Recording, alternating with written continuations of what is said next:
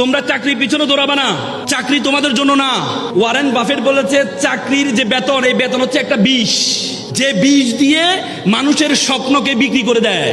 তোমরা এক একজন এক একটা উদ্যোক্তা হও, তোমরা বড় ব্যবসায়ী হও। আলিবাবার প্রতিষ্ঠাতা জ্যাক মা একটা চমৎকার কথা বলেছেন। তিনি বলেছেন একটি বানরকে যদি বলা হয় একটি কলা দিয়ে আর $100 নোট দিয়ে তুমি কোনটা নিবে, বানরে কলাটি গ্রহণ করে নেয়। বানর কিনে না, $100 নোটই নেয় না, কারণ বানর জানে না $100 দিয়ে শত শত কলা কিনা সম্ভব। তেমনি তরুণ প্রজন্মকে যদি বলে তুমি কি ব্যবসা করবা নাকি চাকরি করবা, তরুণ প্রজন্ম চাকরিটি গ্রহণ করে নেয়। তরুণ প্রজন্ম জানে না ব্যবসা দিয়ে শত শত মানুষকে চাকরি দেওয়া সম্ভব। এই জন্য তোমরা ব্যবসা করবা। ইসলামের যে 12 জন আশারে মুবাশশারা 10 জন যারা জান্নাতের সুসংবাদ পেয়েছে, তাদের মধ্যে 8 জন ছিলেন ব্যবসায়ী। এবং আমরা সিন্দাবাদের গল্প শুনেছি, সিন্দাবাদ আরব থেকে আসতেন ব্যবসায়ীরা।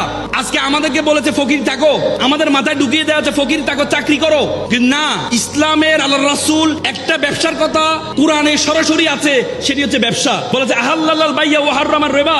এই জন্য তোমরা গরিব, তোমাদের মাথার মধ্যে ঢুকিয়ে দিয়েছে চাকরি করো না, তোমরা এক একজন উদ্যোক্তা হবা, এক একজন ব্যবসায়ী হবা। যদি ব্যবসায়ী হতে পারো তাহলে তোমরা এক এক জায়গায় গিয়ে রাজ করতে পারবা।